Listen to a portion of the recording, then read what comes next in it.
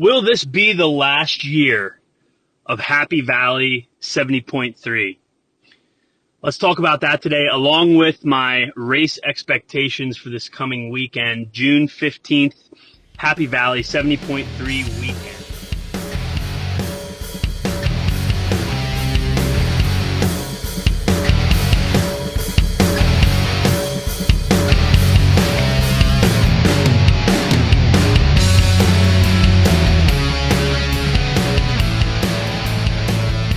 Welcome in, everybody. This is episode 101 of the Hill Pursuit podcast. Today's episode, we're going to talk about Happy Valley 70.3, which is happening this weekend. Very exciting race for me. I'll dive into kind of the ins and outs and expectations behind it for myself, of course. But what's also kind of unique about the weekend is the question of whether or not this race is over, essentially. Is this the last year of Happy Valley having a half Ironman? And there's not an exact answer to that, but I do have some perspective on whether or not I think that is or is not the case. I'm not going to spoil right this moment, but there have been some conversations about some of those details. You may know them already, but we'll talk a little bit about that stuff today as well. But if you're here and following along, thank you so very much. We've got 100 previous episodes of the show, which is just so much fun to kind of dive into. And if you have the time and want to go back, you're welcome to do it. We have a fair number of recent CarCast episodes. That's what we're ripping today as well. We're moving around, getting a few to-dos checked off the list before we head out to State College, PA. Actually leaving tomorrow, which will be Friday, Friday the 13th. I don't know if you believe in that or not, but yeah, so we're heading out tomorrow. So I'm just running around getting a couple things done around the house, and also kind of just prepping stuff for, got to drop the dog off and get some small things for the weekend in terms of food and other prep stuff. So just kind of packing and getting situated. But yeah, the bulk of today is really just discussing the race in terms of my own expectations, to be honest. But also I do have some perspective on whether or not we're going to see this race again in the future. But in any case, thank you for being here. We have 100 other episodes. Feel free to go back and listen to those episodes. You can view some of the recent episodes on YouTube, but you can listen to those episodes wherever you stream any of your podcasts. So Spotify, Podbean, Apple, Google, wherever you get your stuff. We also have a website, hillpursuit.com. You can check out podcast episodes, coaching information, upcoming events, athlete testimonial, all that stuff you can check out at the website. So please do. You can also always reach out to me directly at hillpursuit@gmail.com. I appreciate when people do that. We're going to start something new soon in the coming episodes.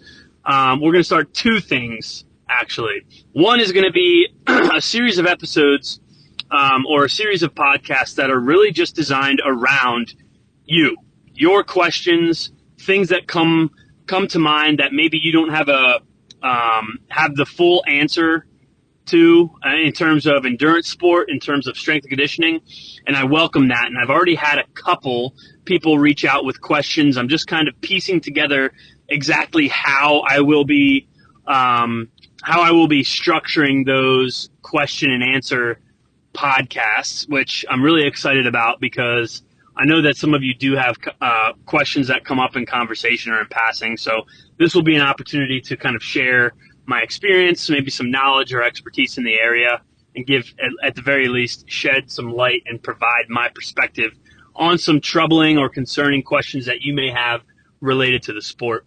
Another aspect of new episodes coming out will be a speaker series.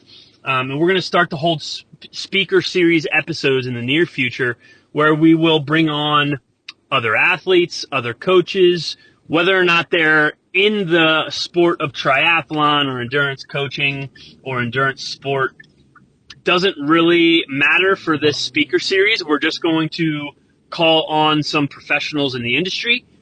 We also, don't get me wrong, listen, We're also going to be interviewing, call it an interview, a very informal interview, but we will also be hosting / interviewing current athletes as well. Absolutely. Along with other coaches and friends in the field. So this will be a little bit of everything, and this will be slowly developed over time. But if you are interested, if you're listening, if you're interested in being featured in the speaker series, I'm happy to set that up as well and come up with something a little bit more formal in terms of a structure there as well.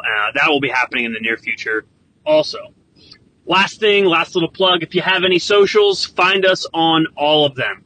Okay, Facebook, Instagram, X. We recently have a LinkedIn as well. The Business of Hill Pursuit formerly does have a professional business LinkedIn page where, we post some of the similar content, but also some more professional content. So you're welcome to find all of that, like, subscribe, share everything that you find. We appreciate that as well in terms of just furthering the message and trying to reach as many people as we possibly can. So without further ado, let's dive into the expectations this weekend as we approach and travel to State College for Happy Valley 70.3. Okay, in terms of my expectations for myself, I'm going to start right off the bat and kind of just give it away. I don't really have any expectations, if I'm being completely honest. If you've been following along with me at all or keeping any sort of contact with me, I have a newborn. His name is Colton Paul. He's doing great. I have 3 girls, and now I have our 4th is a boy, which is just awesome. It feels really weird still, to be honest. We were convinced that we were just forever girl parents, which is beautiful and amazing, and we absolutely love it. And when we found out it was a boy, we were shocked, but it's awesome. What father doesn't want a son, right? So girls are over the moon excited to have a little brother also, which is just incredible to see and super fun to watch. And I'm sure it'll just be awesome to see them as they continue to just shower him with love and abuse him with playing a little bit too rough, but I'm sure he'll give it back to them once he's big enough. But anyways, yeah, I have a newborn, so he's almost a month old, but he's not quite a month old. So, what does training look like when you have a newborn? I mean, it's a silly question to even ask. If you have kids, you're in the woods for quite a while when you have a newborn. So, thankfully he's doing great. He's eating really well. He's sleeping really well. At the same time, of course, he's still up multiple times a night, despite sleeping well. He's still a newborn, so he's still up a couple times a night, which means we're up as parents a couple times a night. So the sleep is the biggest thing. And then on top of that, my biggest kids, my 3 big girls, are a little bit more difficult, and so that's taken some energy as well. And I don't have quite as much time to train, on top of not having quite as much energy to train.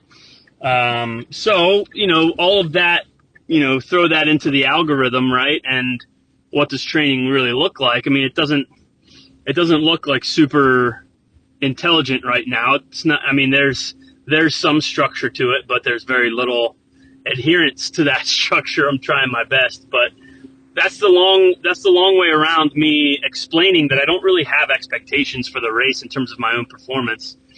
I'll backtrack a little bit, and I'll give you some like perfect day scenarios, I guess, but I'll backtrack a little bit first and say, I did not race Happy Valley in 24.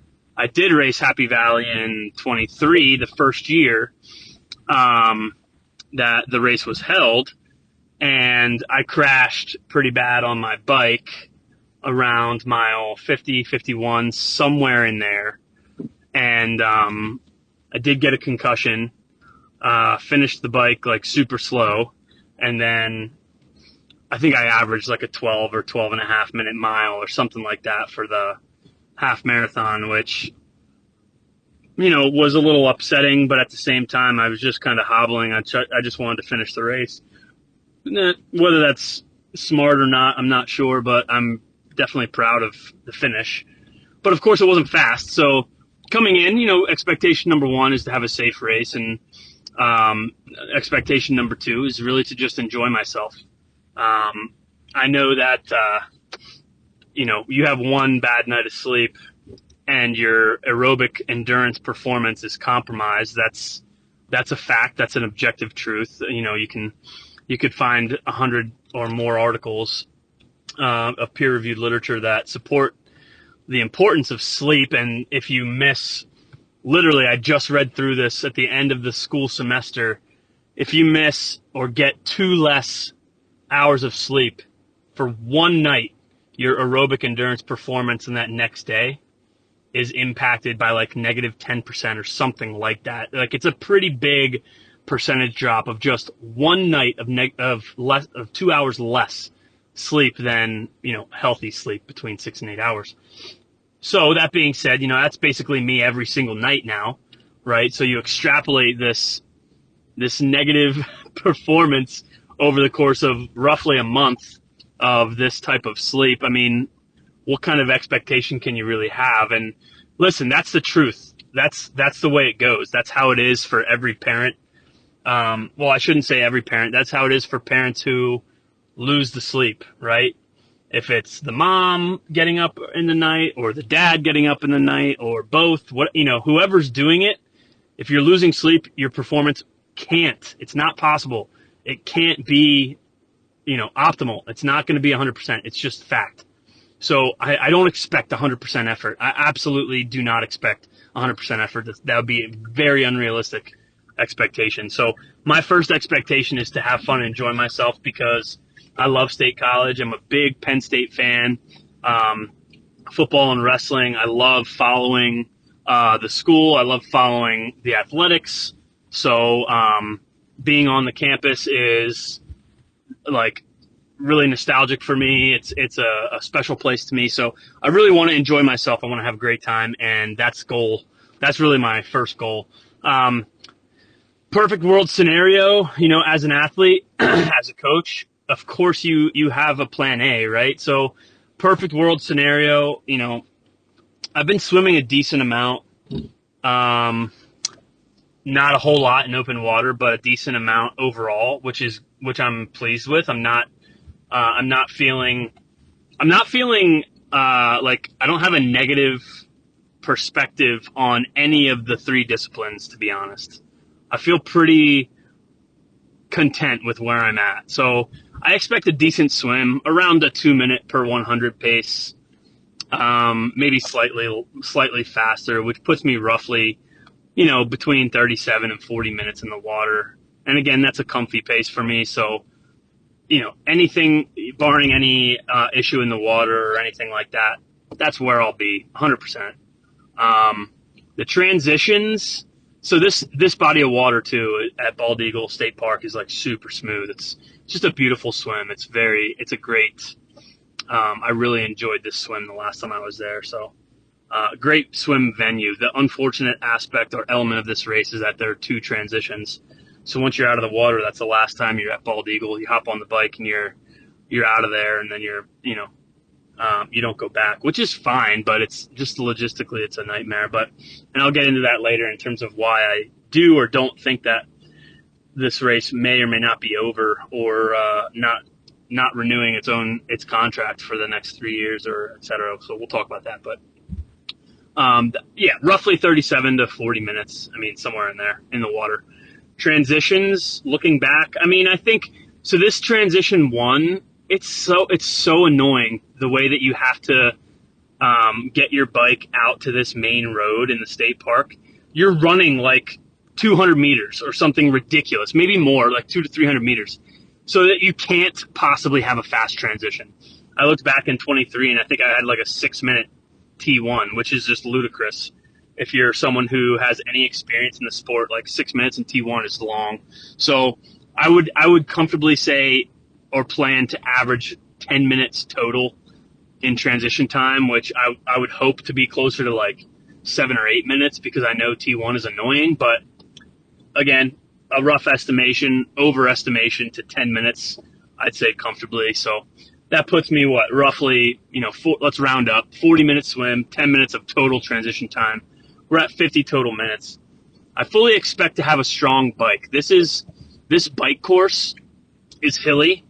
I'm a strong athlete overall, just overall strength. I'm a strong athlete. I know that, and that favors someone like me. A hilly course favors someone like me, and I am strong on hills, at least in terms of energy expenditure and conserving energy for the rest of the race. So I know I will have an efficient bike ride. I would comfortably say, around 3 hours on the bike, because this is not a fast bike. There's about 4,000 feet of elevation over the course of 56 miles. So it's not crazy fast. I'd still say, low threes or right around 3 hours. So, with all total transitions, I expect to be on to the run course around 3 hours and 50 minutes, which gives me 2 hours and 10 minutes to get under a 6 hour total time for the 70.3, which I think is very, very respectable looking back at other races, or sorry, not other races. Other races at Happy Valley specifically. So last year and the year before. My goal when I do these races is roughly like top 30%, top 25%, somewhere in there. That's where I am as an athlete in terms of having goals like relative to the field. Which, by the way, as an aside, I feel like that's the best for me personally, and that's what I have my athletes strive for. That's a strong way to set goals because every single race is different. You can't look at total finish time and say, oh, I was slower today than I was 3 years ago. I must not be as good of an athlete. Well, hold on. Look at the field. What are you able to hold on to? Like, look at your performance relative to the field. So, and that's what I do. Like, I have my best overall 70.3 time is like a 5:27, but my best overall finish relative to the field is like a 5:58. And that's because that day was a day from Hades, absolute super hot, super humid in Ohio, the Ohio 70.3. And I finished very, very well relative to the field on a very hard day in the elements. So I absolutely look at my 5:58 performance as my best 70.3 performance, even though it's not my fastest by, about a half hour. So that's my perspective when I look at these races. Like, my goal is to finish in a percentile, a certain percentile. And I think where I'm at right now in terms of my fitness, roughly around 30%, top 30%. If I could get to top 25%, I'd be super pleased with either of those. And again, looking back to the 23 and 24 Happy Valley times, and I did this already just because, like I said, yes, as an athlete, you always have a plan A, despite my first and most important goal of having fun and just kind of enjoying myself. But yes, as an athlete, you still have a plan A. So I look back at those races, and rough estimate is right around 550, gets you like top 30-ish, and then 545 was somewhere around top 25% in terms of overall percentile finish. So I think I'm pretty close to being able to do that at this race. Again, this bike course is hilly. It's not a fast race. I'm racing Ohio in about 6 to 7 weeks. I expect to be very fast at that race, and I'm very excited to go fast because it's very, very flat. But this this weekend, that is not a fast race. This is not the weekend to have a set a PR, 70.3 time, right? That's not what Happy Valley is. Happy Valley is a very hilly course, and I expect to have fun. And if everything goes well, I would love to finish top 25 to 30% of the overall field. So those are my goals. I think I'm definitely capable of, I didn't even throw a time on this, but yeah, for the bike, roughly 3 hours. I didn't even throw a time on the run. My half marathon is pretty quick right now. I definitely think I'm capable of a sub 2 hour, which would definitely put me under 6 hours overall. So I expect that within the race. But again, first and foremost, I'm going to stay comfortable and have fun because my overall goal for the year is to actually have like a fast a fast Ohio, because the timing of Ohio gives me and my family more time to settle in together with the newborn. And I think I'll be able to hit my stride in terms of training at regular, times of the day and hitting specific workouts. I think it's definitely feasible and practical for me to expect to have a better performance at Ohio than Happy Valley. So Happy Valley is to have fun, and Ohio is to perform. So those are my expectations. I think at this point, I'll probably transition into whether or not I think that this is the last year of the half Ironman in general, in State College. So let's start that discussion. Okay, so is Happy Valley 70.3 going to continue past this year, past the 2025 race this weekend? I'll give my answer first and then talk about it a little bit. I'm going to say no. As of right now, there's no word on the contract being extended past that first 3-year contract. So I don't think it's going to get extended, and that's really sad. I don't feel good making that prediction. But it did factor into one of the reasons why I'm going back this year for sure. But yeah, I don't think it's going to happen again. And let me explain why. I'll first just give some objective numbers. All right. And I actually wrote these down.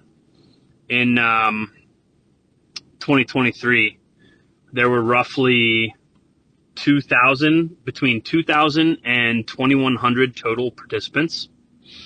There were 1,300 age group males and almost 600 age group females in terms of finishers. So that means who towed the start line. There were probably some DNFs in there, of course, but roughly, close to 2,100, but not quite 2,100 total participants.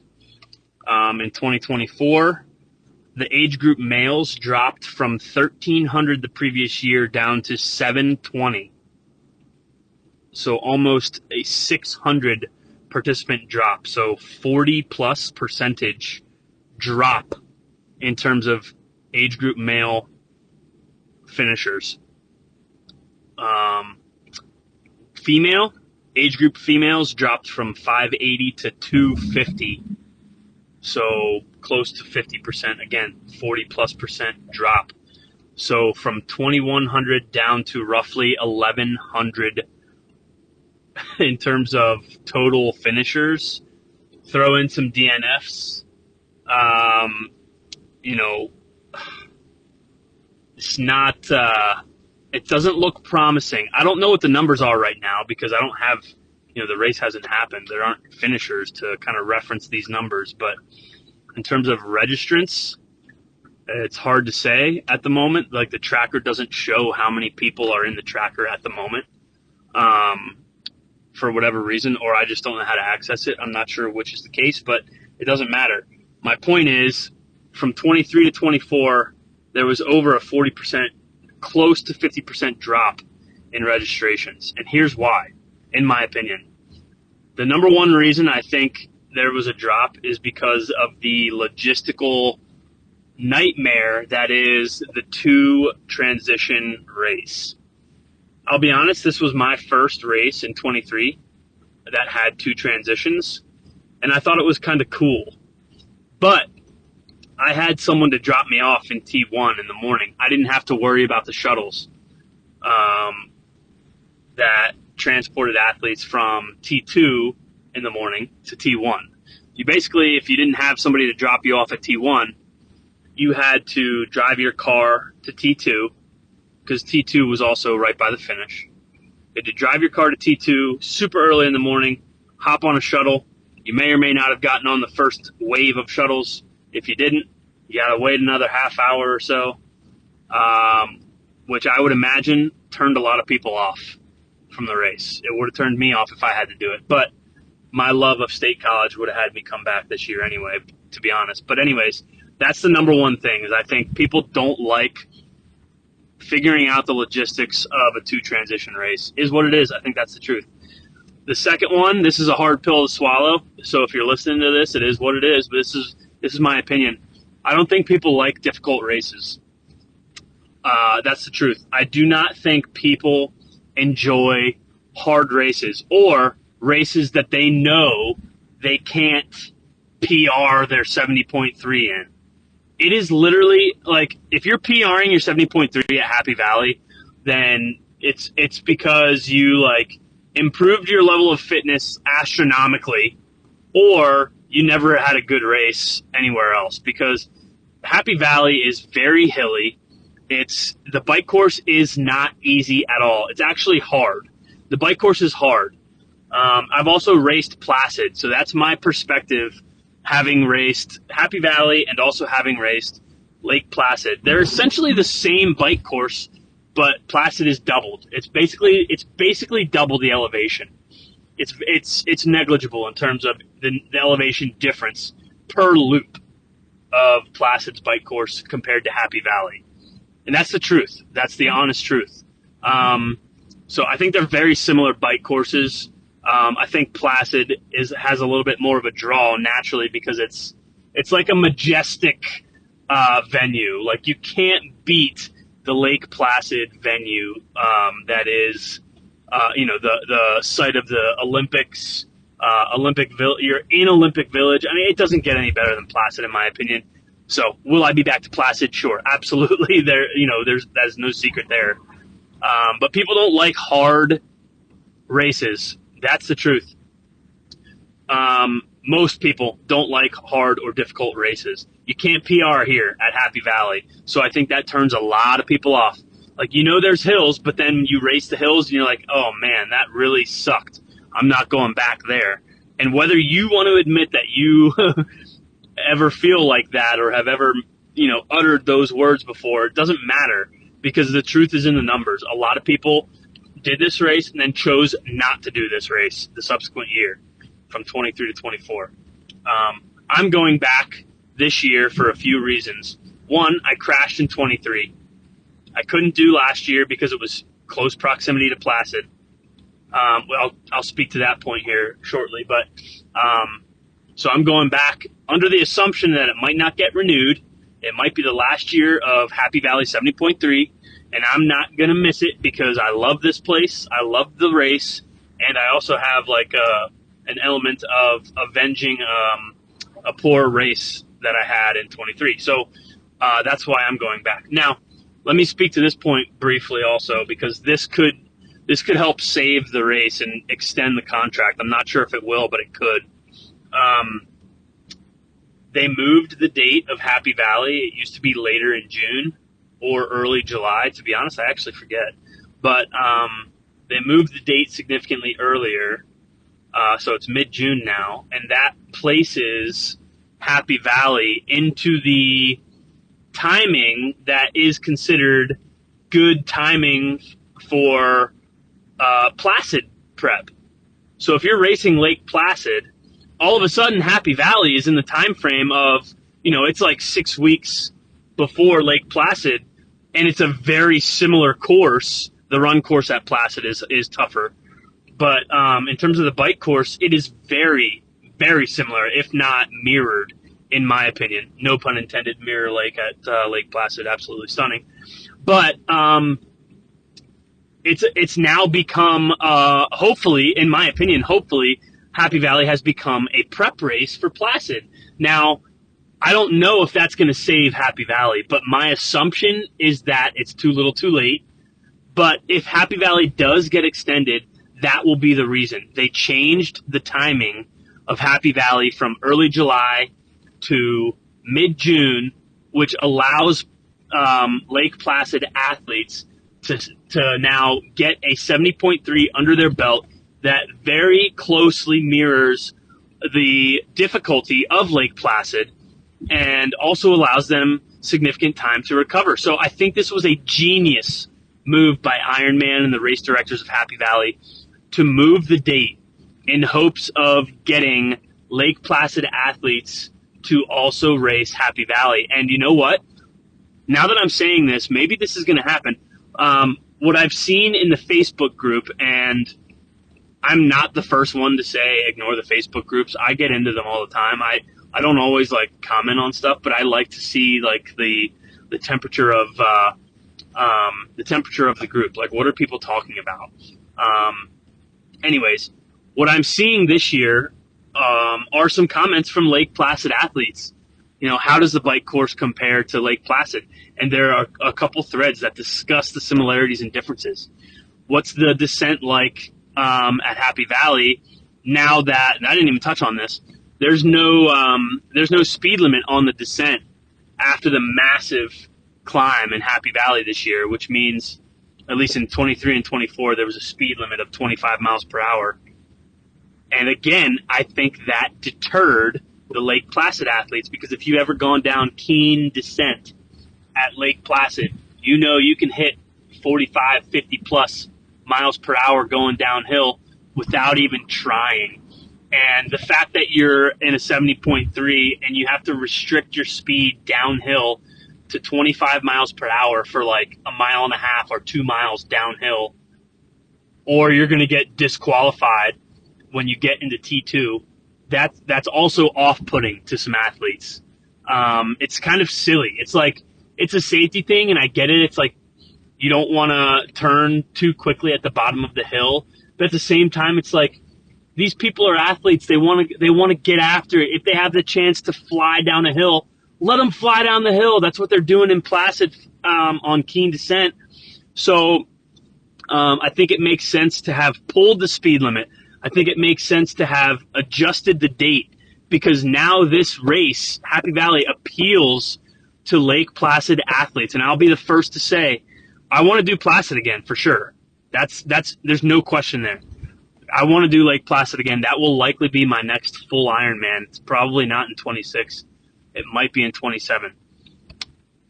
If Happy Valley gets extended, I'm using it as a prep. Absolutely, I'm going to use Happy Valley as a prep for Lake Placid. So, do I think it's going to get extended? You know, now that I'm kind of talking myself not off the ledge entirely, but I definitely am still leaning towards no, that it does not get extended.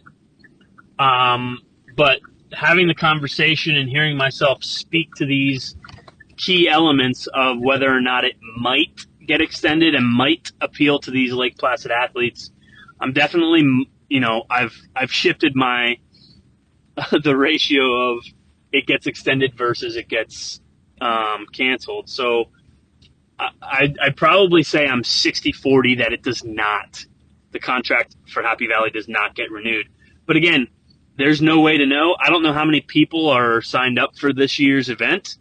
And that will come, you know, I'll get some of that information over the coming days. And of course, I'll talk about it in my post-race, like my reflection and my race recap once the time comes after completing the race this weekend. But yeah, that's where I'm at, 60-40. So I'll officially go on record and say I'm 60-40 that the contract does not get renewed. But that's just my gut. I'm not an expert in predicting whether or not it gets renewed, but based on numbers and based on some conversations I've had with other athletes, some who have done this race before and others who are like afraid of this race, that's what my guess is. People don't like hard races, and the logistics of the two transitions, not fun for a lot of people. So that's my perspective on whether or not the contract of Happy Valley gets renewed for another year, 2 or 3 years. We'll see. Okay, and that pretty much sums up the race expectations and also whether or not I feel that Happy Valley 70.3 will have its contract renewed. I don't have much else to really elaborate on. I'm really, really excited for the weekend. My kids are going. They get to be there. That's super exciting as well. And, you know, this place is kind of special to our family out in State College and Penn State. So we're all really excited to be there. I don't have any crazy, I don't feel like I must reach a certain goal or anything like that. Of course, I did explain to you my A goal, but my number one expectation is truly just to get another race under my belt, have some fun doing it, and enjoy my time out in State College. So that's what's going to happen this weekend, and stay tuned for the race report after it's over, and hopefully I'll have a little bit more insight into whether or not the race will be renewed into the future. And again, if it does, I'm happy to come back and use it as a prep race for Placid in the future, because I know I'm going to be at Placid again someday. So if you stayed with me this long, I appreciate it. Thanks for sticking around. This was episode 101 of the Hill Pursuit podcast. Find us everywhere on all the socials. All of it is at Hill Pursuit, Facebook, Instagram, X. We have a LinkedIn now. Find all of it. Check out the website, hillpursuit.com, for anything coaching related, anything nutrition related, other podcast episodes, and links to where you can access the podcast: Spotify, Podbean, Google, Apple, anywhere you stream your podcast. Go back, listen to the other 100 episodes.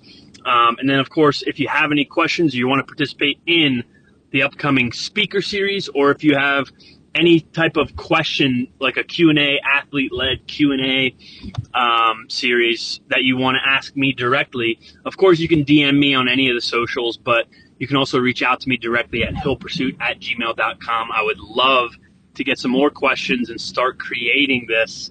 It's already in the works, but continue to add to the creation of this listener Q&A series that will be happening in the very near future. So in any case, thank you so much for sticking around. I really appreciate the likes, the follows, the subscriptions, all the things. So if you're racing Happy Valley 70.3 this weekend, have a great race. Enjoy yourself. Race smart, race hard. And I'm really, really excited to get out there with you and toe the start line, because that's half the battle, is getting to these start lines. So if you're someone who's made it to the start line, congratulations. Have a great race. Enjoy yourself. And come back for the next episode. Will be the Happy Valley 70.3 race recap. So thanks again for being here, and we'll see you next time. Have a very blessed day.